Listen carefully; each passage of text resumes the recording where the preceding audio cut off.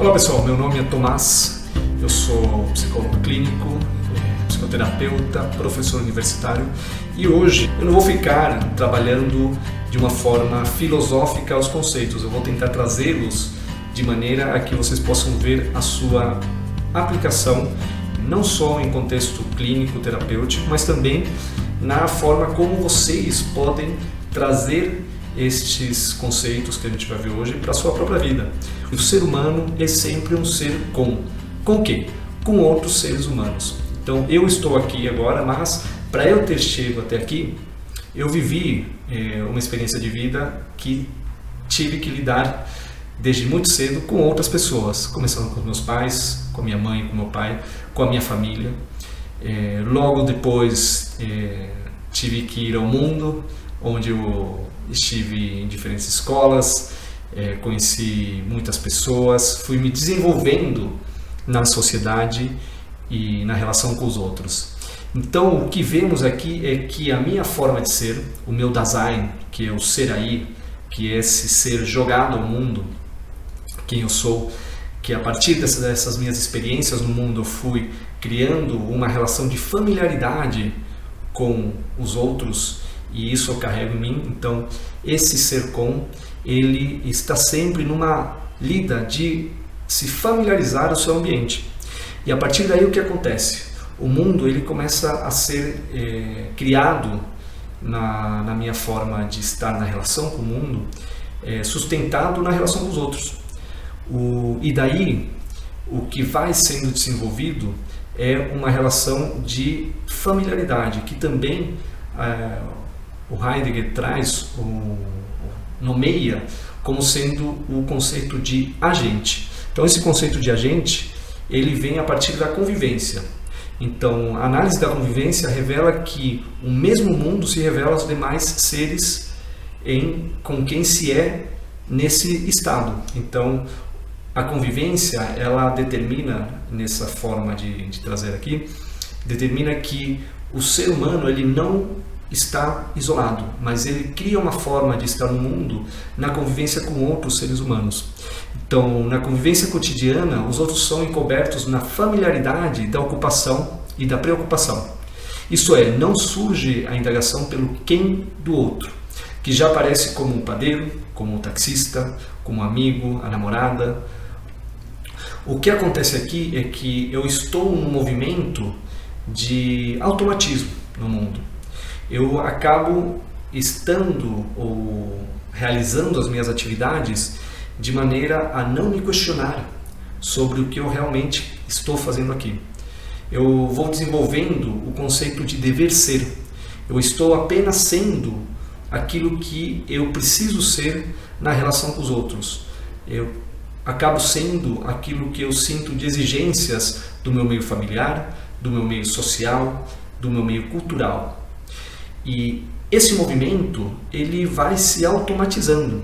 Esse movimento de fazer escolhas a partir daquilo que vem de pressão de fora, de pressão dos outros, isso vai sendo cada vez ficando mais forte na relação que a pessoa tem com o mundo.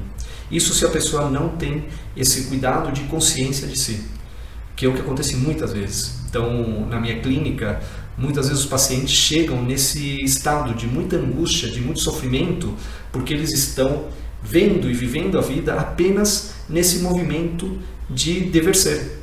Então a pessoa muitas vezes ela não acredita que pode viver diferente. Então ela vê essa relação com o mundo apenas como uma relação de exigência, onde o mundo está sufocando o seu ser. Por que está sufocando o seu ser? Porque ela sabe lá no fundo que muitas das escolhas que ela está fazendo não são autênticas dela, não são escolhas que ela faria se realmente tivesse a liberdade de escolher o que ela quer. Então muitos pacientes chegam nessas condições, eles chegam nesse momento de se sentir muito pressionados, muito ofuscados na sua autenticidade, muito sufocado na relação com o mundo por estar no movimento de escolhas. Reparem só que eu falo de escolhas, não falo de comportamento. Por que eu falo de escolhas e não de comportamento? porque o ser humano está sempre fazendo escolhas. Desde o momento que nós acordamos de manhã, no momento que a gente acorda cedinho, a gente já começa a fazer escolhas. Primeira escolha, se eu levanto da cama pelo lado direito ou esquerdo, se eu tiver essa escolha, né? Segunda escolha, se eu vou no banheiro, lá limpar o rosto, usar o banheiro, ou se eu vou direto pegar alguma coisa, ou direto para a cozinha. O que eu estou querendo mostrar aqui é que tudo que a gente faz, em todo momento, é uma escolha.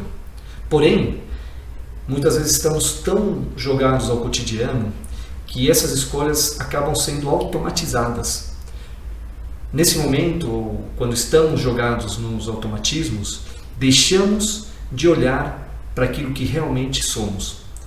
Muitas vezes, quando nos jogamos nos automatismos, estamos apenas funcionando ou fazendo escolhas a partir daquilo que nos é exigido. Então, o trabalho terapêutico é fazer com que a pessoa comece a perceber se as escolhas que ela faz são escolhas autênticas ou são escolhas ligadas a esse dever ser, a essas exigências que vêm de fora.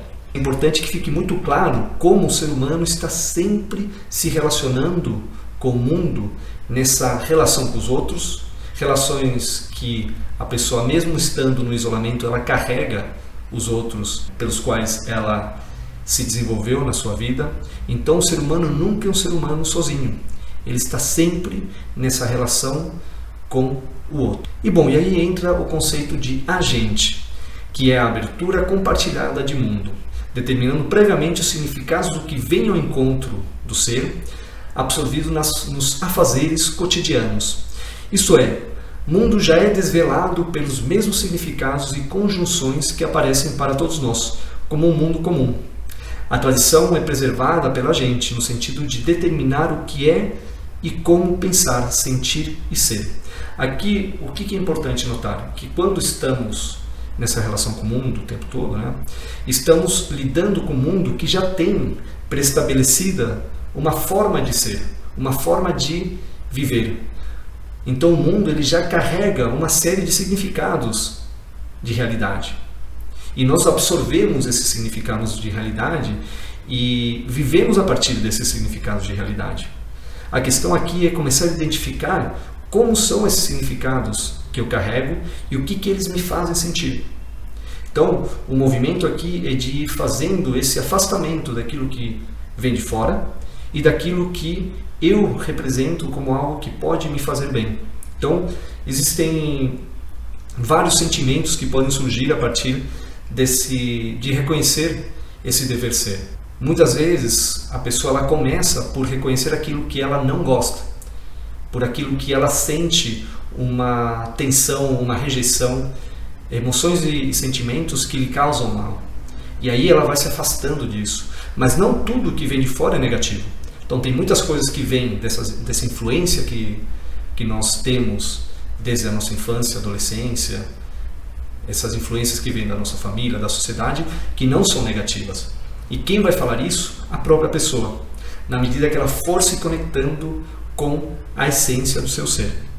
Então, são as prescrições de modos de ser que o mundo incessantemente fornece. Então o mundo vai fornecendo esses significados, essas prescrições de como eu tenho que ser, tornando cada existência como as demais do ponto de vista de seus modos possíveis de ser. Então, quando eu me jogo muito para esse dever ser, eu vou ficando num movimento de escolhas cada vez mais impessoal. Basicamente, eu vou perdendo, ou eu vou me perdendo do meu ser. Eu vou ficando como se eu fosse um mero robô mecânico, uma mera máquina de reprodução. Eu vou perdendo aquilo que é a minha essência, que é a minha singularidade, aquilo que me torna um ser único. Mas então, como eu falei, a gente ainda vai chegar nesse ponto que dá para fazer esse acordar, de que dá para virar a chave para não ficar apenas nesse movimento impessoal da relação com o mundo. Então, como se dá isso? Isso se dá por um apropriar-se de si, que é uma descoberta, um desvelamento, no sentido de remoção daquilo que oculta os modos de ser que provém do impessoal. Então, não modifica o que se faz, pois todos os modos de ser possíveis são compartilhados. Então, eu nesse momento, aqui falando com vocês, eu estou trazendo um conteúdo, posso dizer que eu estou dando uma aula para vocês. Eu não estou deixando de ser, nesse caso, um professor trazendo uma aula, porém, eu não preciso ser como todos os professores. É essa a questão. Eu não deixo de fazer algo que está dado no mundo. Uma ação que já é predeterminada. Como se comporta um professor. Agora eu posso ser do meu jeito. Eu posso trazer a minha singularidade aqui para mostrar a maneira que eu dou aula. E para fazer isso é importante criar esse estado de se apropriar das suas escolhas. Então é isso, pessoal. Espero que tenham gostado. Deem o seu like, isso ajuda muito o canal a se propagar. Quem quiser também pode me seguir no meu perfil do Instagram e também se inscreva. Bom, aqui temos uma área de comentários, fiquem bem à vontade de comentar se gostaram, se não gostaram, do que gostaram, e eu vou ficar bem contente em responder. Tá bem, pessoal? Então nos vemos nos próximos vídeos. Até!